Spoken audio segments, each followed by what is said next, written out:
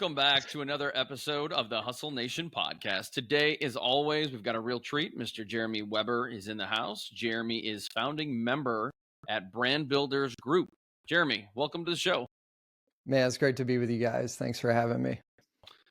Yeah, Excited to have you. I'm trying to remember where we got connected, but I remembered coming across your website and your profile, saw the work that your company did, and I knew immediately we had to have you on the show. So thanks for being here. But tell us a little bit more about your journey and how you got to where you are now. Yeah, man, everybody's journey's a little different with lots of twists and turns. But just for a little bit of context, Brand Builders Group, we're a personal brand strategy firm, and we a group, kind of a founding group of us, started that company about 6 years ago. So we can talk more about what we do and kind of the last 6 years, but I'll throw it back maybe a little bit further than that for even more context on the journey.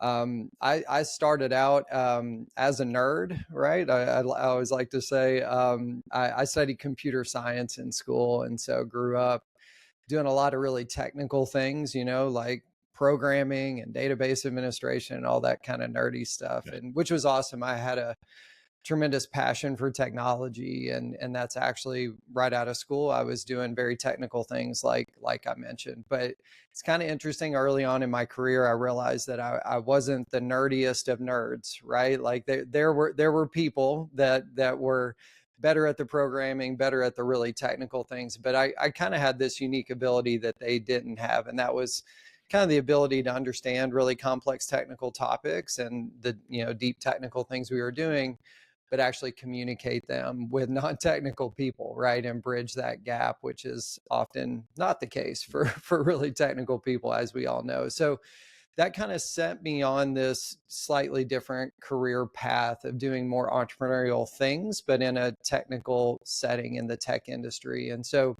I started my own tech company, a few years after kind of my first job out of school. And it was around really kind of a very niche segment of the tech industry where I saw a gap, and was just like, I can even remember to this day, sitting at my home office. At that time it was very much a multi-purpose room. I think you probably all remember your first house. It's like not very big, and you have rooms that are like, oh, this is the office and the kids' room and the this, that, the other.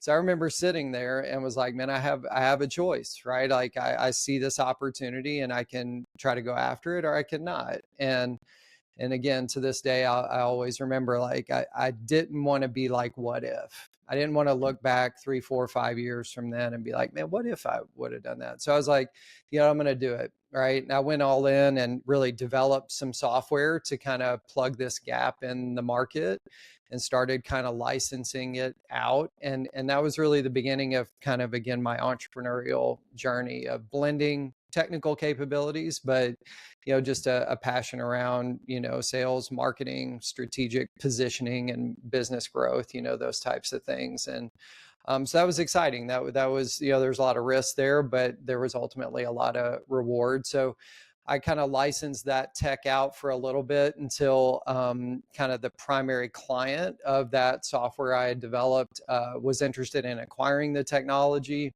And I was interested in kind of plugging into a more established, bigger kind of business environment, and helping to kind of continue to level up and grow that business. So after that acquisition, I came on as a senior partner there, and kind of continued into the next phase of my career, I guess you could say, where we were very much still in the tech industry, but I was more kind of the face of the business, and less like in the trenches doing technical things, and very much heading up a lot of the growth strategy, being, like I said, the face of the business in a lot of ways, speaking at events, et cetera. And while at the time, this will all kind of make sense as we kind of double back to Brand Builders Group and what we do now. But at the time, I did not think anything of what I was doing as building my personal brand. But I was very much, like I said, the kind of the face of the business. I was creating a lot of content online, blogging.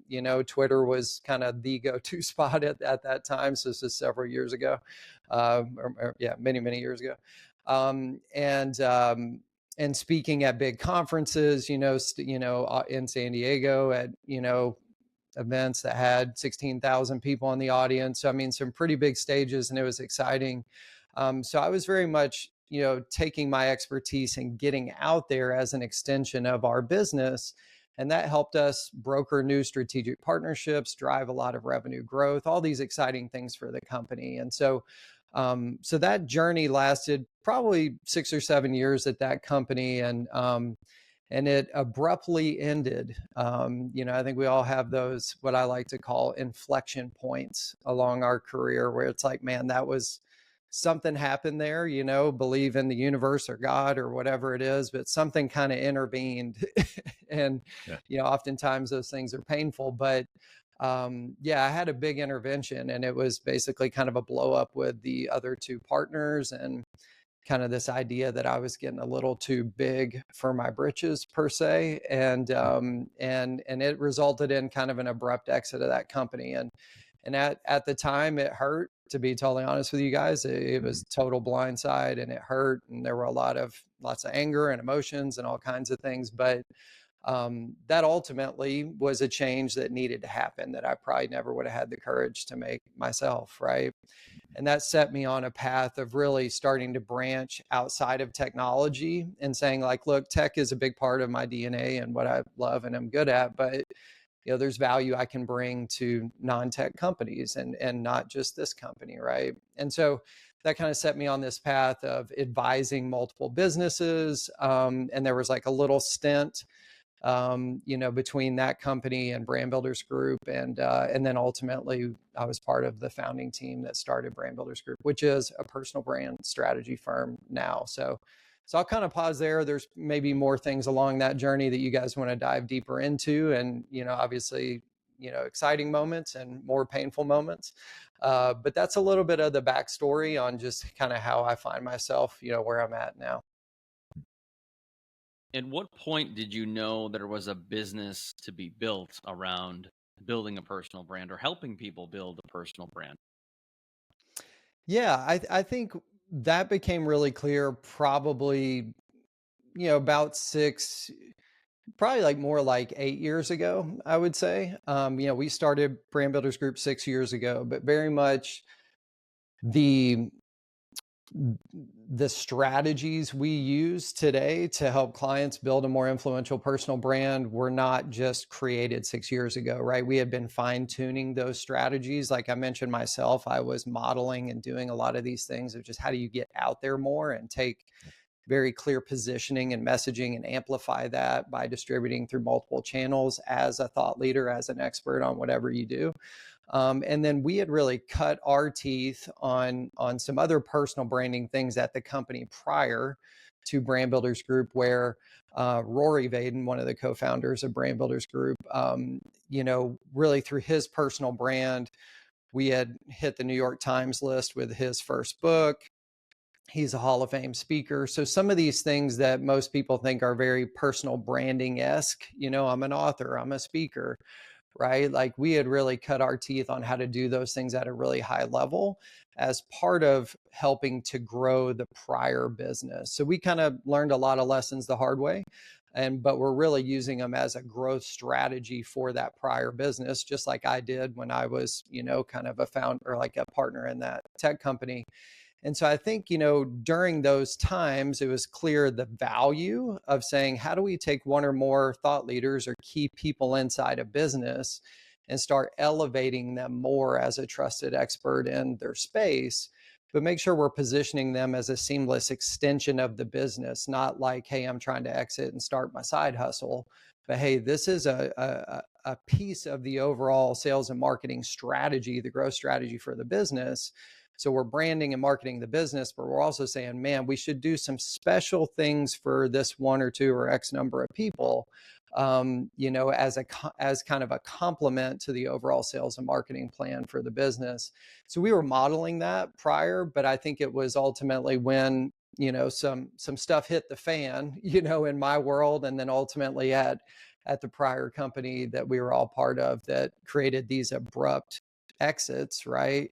That we were like, man, we don't really just want to go back into the sales or marketing world or whatever. It's like, how do we take our expertise, but package it in a little different type of business?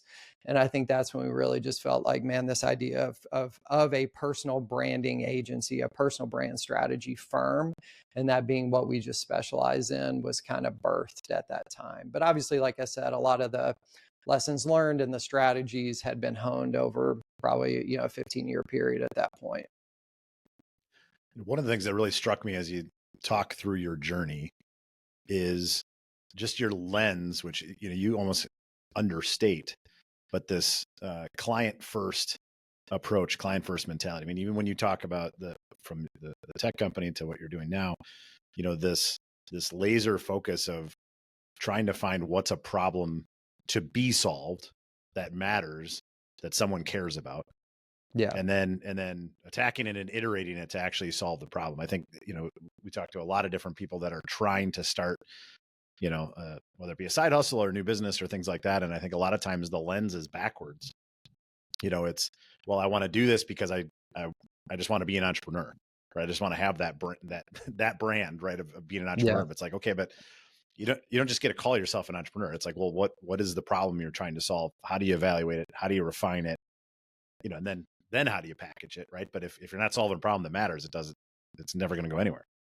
Yeah, I think you're right. I mean, the way I look at it is, ideas are kind of a dime a dozen, right? Everybody's got ideas and they're innovating, and it's like, oh yeah, well, we could create all kinds of things, right? Like, doesn't mean you should create them. And I think that's, you kind of hit the nail on the head, is like, if we simplify and really strip this stuff down, it's actually pretty simple.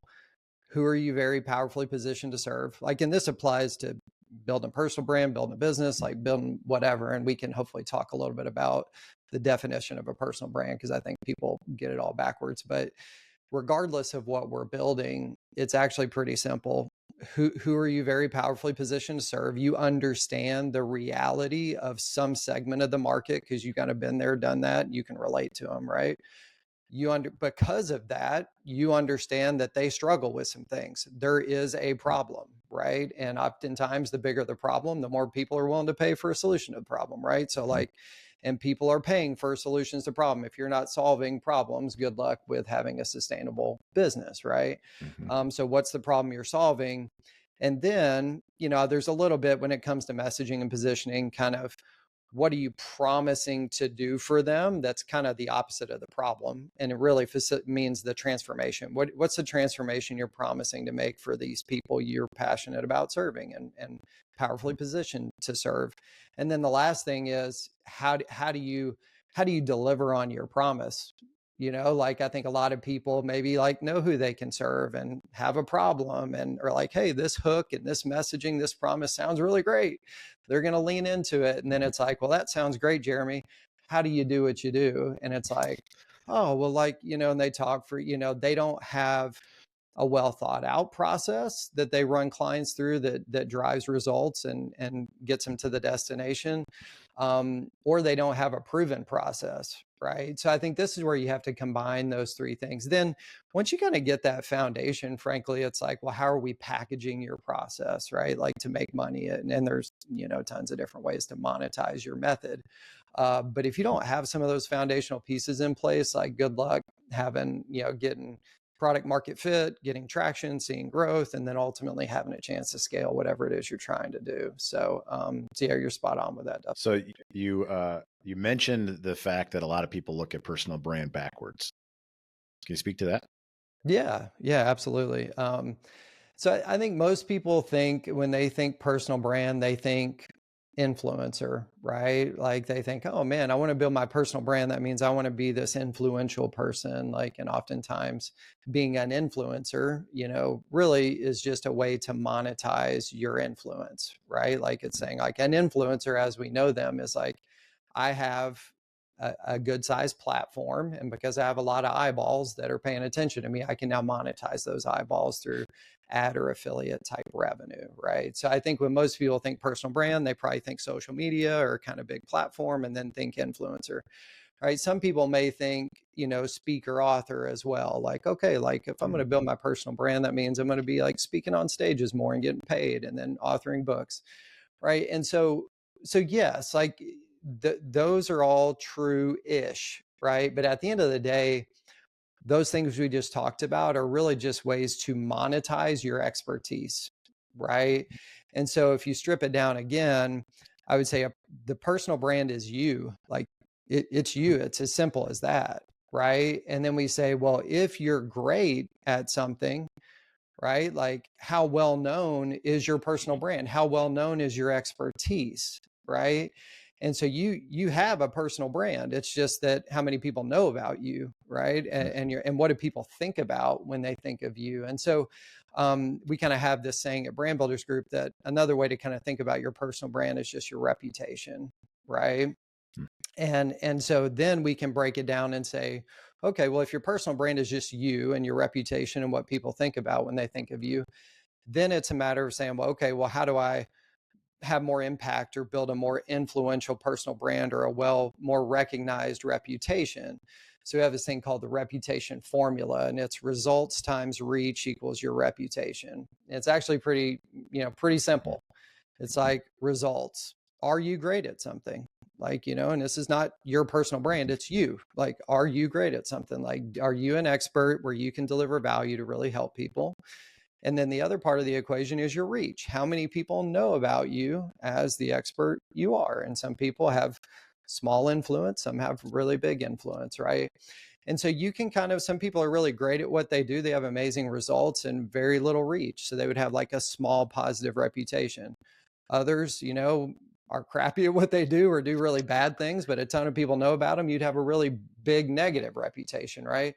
Our goal is to really help experts that are doing good things, like are good at what they do, can drive amazing positive results, ultimately expand their reach, right? So they can have an even bigger positive reputation and use that to drive growth of whatever business is behind them, right? Like we have clients, we probably have 2,500 clients, let's say, that we've served over the last 6 years. We have about 1,000 active clients right now we're working with. This is globally.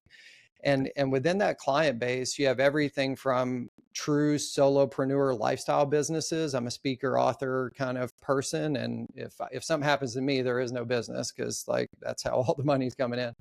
To top talent in multi-billion-dollar publicly traded companies, right? Like, and both examples are experts that are great at something and are trying to take their expertise and share it with more people, i.e., expand their reach, and use that awareness and the influence that comes from that to serve more people. Obviously, first and foremost, have more positive impact on their lives, but ultimately drive more traffic back to whatever business is behind them, right? And so I think that's the big thing that, and we even kind of have the saying that, your personal brand is like the digitization of your reputation, right? Which kind of, it sounds good, but I think the reality is you have a reputation now, and you can even like, just a big part of what we do is offline stuff, right? It's hard to get organic growth online with marketing, as we all know, and you have to do that to scale and really expand your reach significantly. But if you start there and only play there, right, it's going to be a really hard grind to reach people and drive income quickly. And so it's a combination of offline and online activities to expand your reach. And so again, I think we just look at your personal brand as you, and it's just like, how good are you at what you do, and how many people know about you as the expert you are.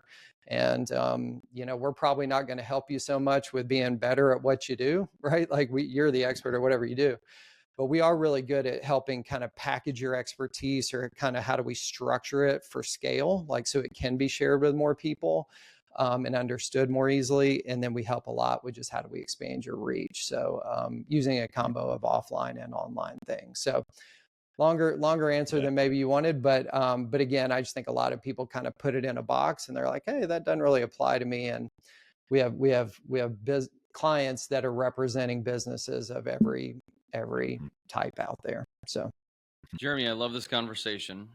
Personal brand comes up, I would say, relatively frequently with our guests for whatever reason. And we had Neil Patel on the show not too long ago, and we talked about personal brand with Neil. And one of the things that he said, I actually disagreed with a little bit, was that personal brand is not as effective as you think. He said specifically with my brand, it doesn't drive half as much as people would think. And he threw a number out there. I don't recall what it was, but I've seen in some instances where, take Dustin, take me, your personal brand can not only just magnify the reach and engagement, but it literally can be the difference between people proactively reaching out to you, wanting to do business with you.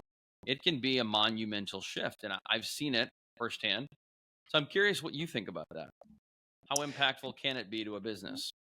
Yeah, I think what's important to first understand is that it's not this or that, right? It's not like, hey, to help with driving growth of this company, which really means like sales and marketing, optimize the sales and marketing kind of strategies for the company, that you're either using a personal branding approach or not, right? We would say very much, you have some baseline sales and marketing strategies for the company, and the personal brand is this kind of magical extension or subset of that. But I think the bottom line is that, if you look at Neil, and I don't know the details of the conversation, but when you get to a certain stage where you have a lot of revenue, right? Like it's a big company, you're able to pay for a lot of growth. You're just paying for paid advertising. You're paying for things. And so at that point, it may be like a little less dependent on some expert being out there, being the face and driving leads. But what I do know is that at the end of the day, people are doing business with people, right? And I think we've got some interesting stats here from our Trends in Personal Branding National Research Study. I'll just kind of hit these for you guys, so I think they're relevant here. So 82% of Americans agree that companies are more influential if their executives have a personal brand they know and follow. All right. 74% of Americans are more likely to trust somebody with an established personal brand. Right. And 58% of Americans are willing to pay more for services from a professional with an established personal brand. So I think the reality is, when you look at consumer behavior, right, consumers are expecting and demanding to know the individuals behind the business, period. Data supports that. So I would say that at the end of the day, any smart business that wants a competitive edge is going to say, who are our most brilliant minds? And how do we make sure they are being known, liked, and trusted at scale by the people we care to be building trust with, right? That could be partners, that could be consumers, that could be internal employees if you have some giant company, right? So I think if you look, and so again, I can't speak to the specifics of Neil, but what I will tell you for Brand Builders Group is that, we have been able to, over time, over the 6-year period, start diversifying our traffic, where we get traffic from, where we get leads from, where some are self-generated, organic social, like, kind of some paid stuff, et cetera. But the overwhelming majority of leads that we get are from trusted experts. Rory Vaden is kind of the signature person that's kind of extending Brand Builders Group right now. But him being on stages, him writing books, him being out there in front of really other people's audiences, sharing insightful information, and then having clear calls to action to take the next step. And our affiliates, by the way, which are personal brands, well-known, influential people, right? So have been the overwhelming majority of where we've drove the most revenue growth for the company, right? So I think, again, consumers are telling us that, and this may not apply to every industry, but I actually think it does. Like, there's always a buyer on the other end, and the buyers want to know, like, okay, what's your product? What's your service? What's the company this lives within?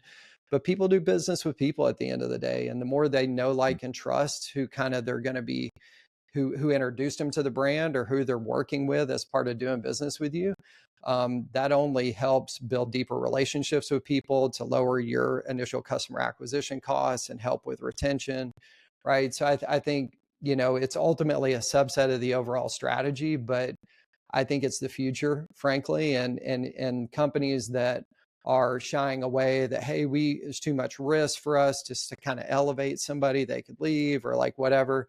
It's like, well, you're just going to be left behind at some point, right? Because there's going to be more innovative, more open-minded companies that embrace this and actually see it as kind of, empowering their top talent, versus suppressing them, actually is going to help them not only retain their top talent, plus have a competitive edge in the marketplace, plus attract top talent from companies that are suppressing it, right? So I think it's tricky, but it is the future. And again, it's hard for me to directly kind of like, speak to the numbers with Neil, but I would say if you look at him, like I know Neil and his different companies through Neil, right? Like it's not like I came across his SEO tools, or I mean, like he was the tip of the spear. So I think, maybe it's hard to attribute, some of the revenue growth to, but whatever. But I'll be honest with you, he's always out there. It's not like some other person, like he's always part of the webinars. He's always part of being out there front and sharing valuable insights and ultimately acquiring new customers. So that is your personal brand. Like, so I don't know how he defines it. So it makes it a little bit hard. So. Well, and I think what's interesting about it is I think, one of the things Neil was saying too was, they believe that just because of his brand, we were talking to someone about the company as well. And I actually think your equation ties it all together, right? Because reach with no results, that isn't helpful either, right? And it's really the combination between the two. And I think, I had a recent conversation actually with a client of ours, and you mentioned a lot of these things, right? It was, what does someone really want? They ultimately want a result. That's what they're seeking. And the reason you want reach to lead to your reputation is because you can deliver that result. But how do you build that trust? And you build that trust through, what is the problem you solve? What are the expectations that you lay out? Proving that you have a process to do it again, proving that you've done it in the past. And I just think, I think a lot of times the genius is in the simplicity. And I look at just the results times the reach equals your reputation. To me, at least, really clarified a lot of things, because that is what it comes down to. And I like how even on the reach side, you're talking about broader than digital. I think a lot of times when people think of personal brand, they only think of their online personal brand. And we know that's not true when you really think through it. But I think a lot of times that's all people think as well. My personal brand is just what I post out there online, when in reality, you're walking down the street, you're going to a meeting this afternoon, you're talking on stage, you're going to a community event. Those all feed into your reputation. And if Chris and I were literally just having this conversation yesterday about, who you are online has to be genuine to who you are when they see on the street, because it gets called out really quickly if those aren't incongruent. Yeah, absolutely. And I think we have to deal with this a lot with new clients that we serve, and that because they may come in and be like, hey, I want to expand my influence, I want to expand my reach, and that means what's my social media strategy and what's all this stuff. And we're like, okay, well, let's stop. Like, what kind of business are we trying to build, right? So it's like, we're doing this for a reason, right? Some people, there are the rare few that we cross paths with that are like, this is a true impact play. But the reality is they've made a boatload of money from something else. And so they don't have to stress over like driving revenue quickly. But that's the anomaly, right? So most people are like, I'm doing this to not only serve people, but make money, right? And so we're like, well, what kind of business are we trying to build and grow on the back end? And then we say, okay, well, cool. Like, we're going to obviously use your personal brand and help you get out there and become more well-known as an extension of the business to help grow it, right? And serve people. But then we say, well, what's the fastest way to reach people and drive leads? And again, this is all reverse engineering back into what we should focus on in the right sequence. And it's like, well, the fastest path to cash is not posting on social. So like the fastest path to cash is going to be outbound sales, right? Which is networking, knowing how to get referrals, knowing how to have good conversations. All of those things aren't really you can't really scale your reach doing those. So it's not that we just do that and we don't do the online stuff, but it's all about how quick do we need to get to revenue. And if it's pretty quick, then we're going to be leaning into the offline stuff more so first, with a little bit of the online. As you get traction, then kind of the percentages flip almost. Like, you go to a Neil, he's like, yeah, it's not worth my time to go network unless I'm in a room with a bunch of really influential people, right? Otherwise, he's on big stages or he's doing big online things because he's got that platform now to where he's doing mass market things, and it's more marketing and inbound versus outbound. But again, it's just like it's not that one's right or wrong. It's what's right sequence. Something I think of is these big businesses, and maybe we'll take Dustin's business. You got a big insurance business, but there are a lot of them that won't and do not humanize their brand. It's just stock photos, it's generic content, it's cold, it's sterile. So a lot of times when I talk to businesses, I always use the phrase, you have to humanize your brand. And I think a lot of times you can integrate personal brands into the business brands, like you said before. And I just feel like that's so important, because when I look back and I think about the businesses that I have an affinity for personally, a lot of it has to do with a connection to the business, a connection to a person within the business. And some of it's that know, like, and trust factor. You see someone speak at a conference, or you go into a restaurant and you know the owner. The more you have that know, like, and trust factor, the more you can build up that affinity through humanizing your brand through people, I think is so important. But I guess I'm curious from your perspective why so many people and business owners, leaders, tend to overlook that. Yeah, I mean, great question. And if you look at how I'll back into the answer. So if you look at how we segment the market, who we're most powerfully positioned to serve, it kind of aligns with where people most logically kind of think about personal branding and the application of it. So our ideal client would be very much that expert, the speaker, author, kind of influential type person. It's no brainer. We can just knock it out of the park for them. The next most ideal client would be kind of that small business owner. So it's like a whatever type of business that, hey, we're great at what we do, trying to make more people know about us to just grow the business. Okay, so how do we get you out there as the original founder? But the third segment would be kind of executives or big businesses, right? And this kind of comes back to your point of that segment of the market has really big growth potential, right? There's lots of experts, lots of big budgets, that are available to do things, but also they're more resistant to this, to your point, right? And so just here recently, we've started leaning a little bit more into kind of go to market strategy around that segment of the market, really leading with this idea of becoming a more influential executive, right? And the things we're running into are yes, from a top-down perspective, there some decision makers are like, look, we are investing in elevating somebody that could leave at any point, right? And that money is kind of gone, right? Per se, or that investment may be gone. And so that would be probably the biggest thing we bump up again is like, do they see this as an investment in an individual that's really high risk? Or do they see this as, a percentage of an overall kind of like budget and really a necessity to humanize the corporate brand and ultimately differentiate their product or service from the competition?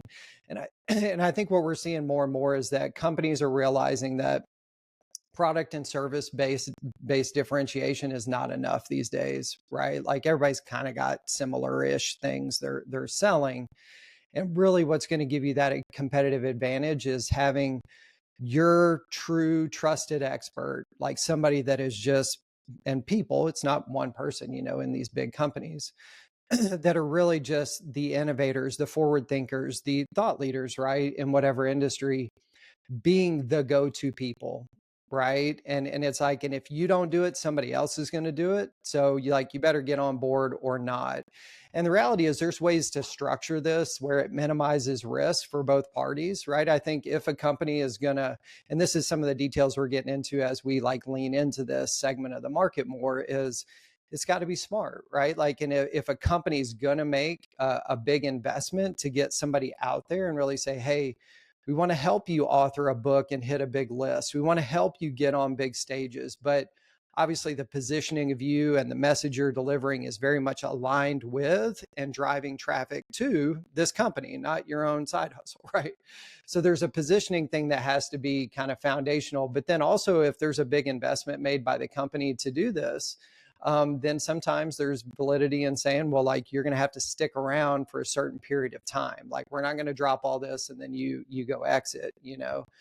So I think you have to get into the comp plan details. You have to get into some of that to make sure we're creating a win-win environment for all parties. But the reality is that the companies that embrace this, the companies that take on some of the risks, the companies that really pioneer cracking the code on this are going to be the ones that have the competitive advantage and get that leg up moving forward. It's not if or whatever. I think, again, consumer data shows that, you know, whether it's your comment, Chris, about humanizing the corporate brand or whatever, but the reality is people more and more want to know, like, and trust the individuals they're doing business with.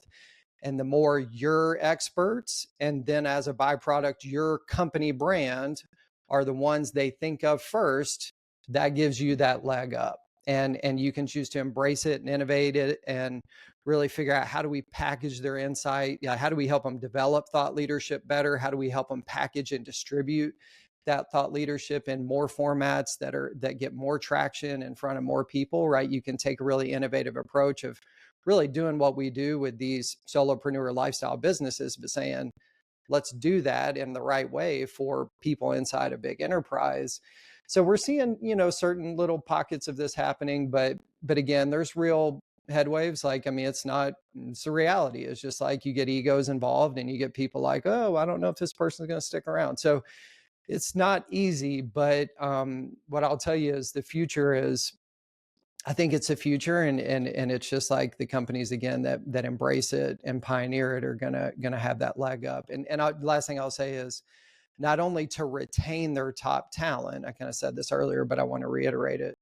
Not only to retain their top talent, because we all know that if you're brilliant doing all this great stuff in a company and you're feeling suppressed, like, I'm great at what I do, I want to get out there more, not to start my side business, but to help serve and share this insights and expertise in more formats, to ultimately drive growth of the company. If that's being suppressed, before long, those people are going to bounce, right? They're going to go somewhere else. So you have a top talent retention issue if you don't embrace it.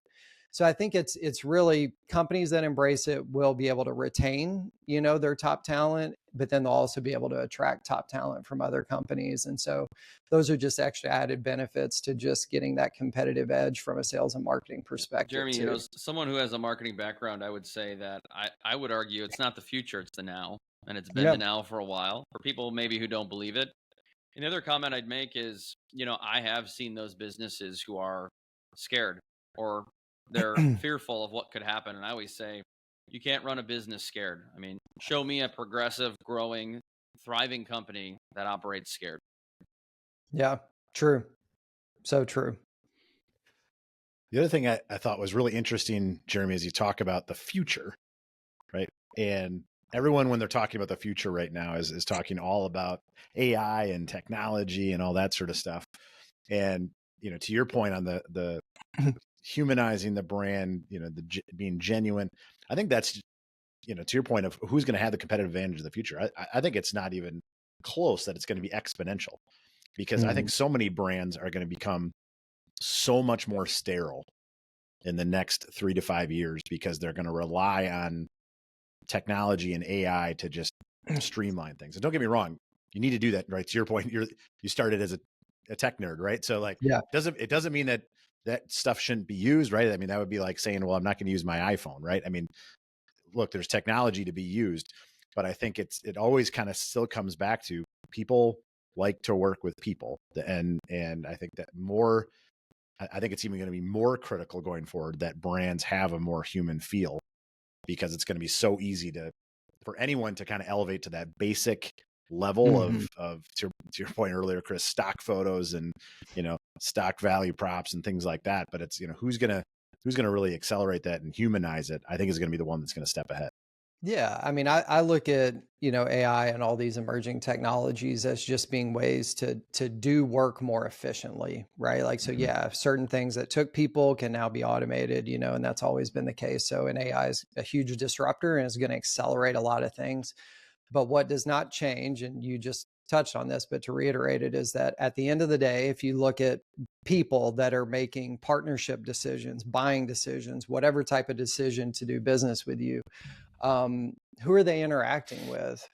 Right? Mhm. Like, they're interacting with people, right? Like, I mean, there are Mhm. some cases in, CPG businesses or like whatever, like B2C businesses at Yep. scale where it's like less about is the product look good and, but Yeah. even in those, there's a lot of influencers, right? That are the Yeah. ones that are promoting the product. But I think again, if you strip it down, it's like the reality is people are a fundamental part of promoting the message of your brand, your company brand, and the companies that really embrace and take a very tactical approach to how do we, for certain people, it's not for everybody in the company, but for certain people, how do we really innovate and try to get them and their expertise, and thus the company's expertise, out into the marketplace more, where again, they are the people in this industry. These are the people that are the go-to experts, right? They're looking to them for like where are things heading or recommendations. And if those people work for your company, there's no question that you've got that foot in the door that somebody else doesn't, right? And you can choose to push on that and embrace it, and have more of that mind share, I would say, and thus market share, or not, right? But Mhm. but that's Yeah. not going away. I don't think that piece is going away. It's not like all of a sudden AI is running all of our companies, and like there's no need for anybody anymore, right? Like that's maybe way down the road, but not anytime soon. It's so So, true. Jeremy, I'm curious. We have a lot of entrepreneurs and leaders who are listening to the show. A lot of them, most of them, interested in personal brand in some capacity. And I would argue that most of us, if we're listening to a podcast and trying to better ourselves, are probably trying to improve our personal brand. So, when it comes to your clients, what are you seeing as maybe some of the top two, top three issues that they face, or things that they could just easily get better at? Yeah, I mean, the the the majority of our client, there is one issue that we would say is the number one issue that keeps people from having a more well-known reputation, right? Remember, results times reach equals reputation. So there is one thing that we see time and time again as the fundamental problem that people, what we call, don't break through the wall. We have this kind of framework called Sheehan's wall, and it's like you're either on the unknown or known side of that wall, and our goal is to help you break through that wall, right? And there's multiple walls on your journey to serving more and more people and having more and more reach, but there is one single fundamental issue that keeps people from breaking through and ultimately just bouncing off the wall. And it's this idea of diluted focus equals diluted results. Like the number one reason, and we all know this, right? We are in an information overload world, right? There is no shortage of tips and tricks and try this and get rich quick and easy buttons, right? And that creates a bunch of distracted people, right? I don't care what kind of business you're in, if you're trying to build your personal brand or whatever you want to call it. It's like if you're trying to do too many things for too many people, right? You get spread thin, and you get that diluted focus equals diluted results. And so really the name of the game, and it's interesting, I go all the way back to when I developed that first software, right? Like and started my entrepreneurial journey. I was able to see that opportunity and capitalize on it because I was so focused. It was like a niche of a niche of a niche in an industry. And when you're dabbling in a lot of things, you're seeing the same things that most everybody else is seeing, which means there's no competitive edge. There's no kind of innovation there. It's like you're just regurgitating the same crap everybody else is, right? Mhm. When you get focused, when you go deep, you start seeing things that very few other people see. And it's in those places that you can say, man, I'm building true expertise, and I'm truly coming to market with something that's unique, right? And it may not be one of a kind, right? But it is unique. And that uniqueness is what gives you that competitive advantage to then position your brand, let's call it, or your business around that niche of expertise, differentiate yourself from all the other noise out there, and actually kind of solidify your space, like your positioning in the market, right? Whatever that is. And so I think that is the biggest thing we do with clients right out of the gate. It's called finding your brand DNA, but it's basically like, what is your unique positioning in the marketplace? And we're going to just be like, dude, you can't do everything. Like, you're going to have to say no to a lot of stuff.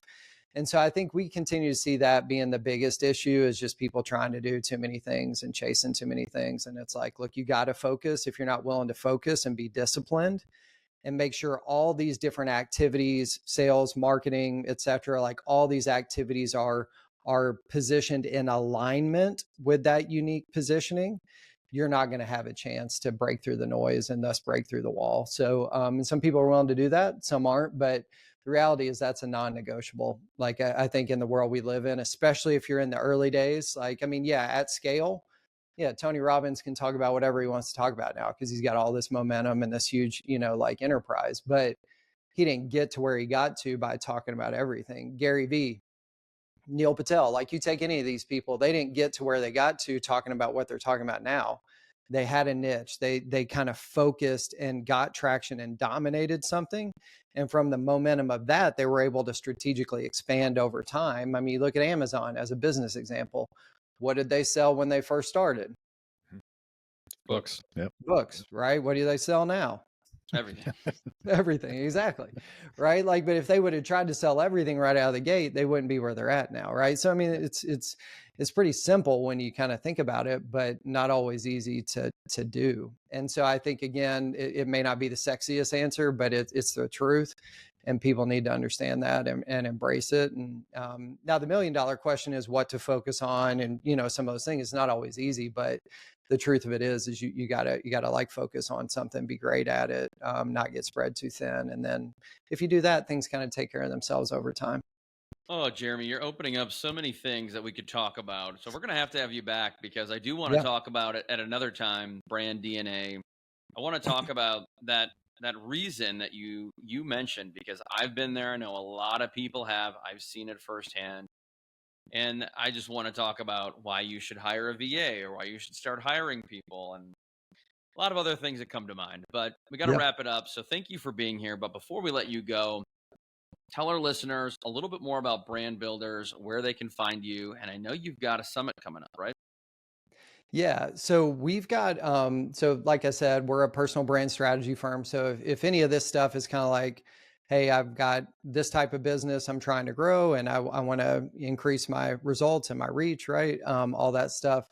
Then we basically are doing something really cool. Like, we'll do a free kind of strategy call with you. So it's a 60-minute strategy call with a strategist to basically try to understand where you're at and just give you some tips on that call. And ultimately, if it makes sense for us to kind of be part of your team to do some of this stuff, great. If not, no worries, right? So, but we're happy to do that free call with you just to serve.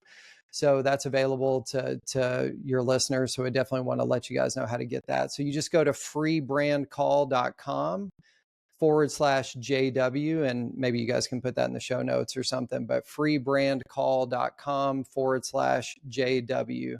And that's where you can just request that free brand strategy call. And again, our goal is to just kind of understand where you're at, what you're trying to do, and kind of figure out the right subset of our kind of process to share with you to deliver value on the call. And, we'll see where it goes from there. But yeah, that'd probably be the easiest next step. And then I'm out and the company's out in all the places you may consume content. So shouldn't be too hard to search and find us, but that's the logical next step if somebody wants to kind of lean into this a little bit more. Dude, you rock. Appreciate having you on the show. We will definitely have an episode number 2 because there's so much more to talk about. Jeremy, thank you to all the listeners. Thank you. If you haven't already, please do us a big, big, big favor and leave us a review. It only takes a couple seconds, but makes a big impact. Until next time, peace.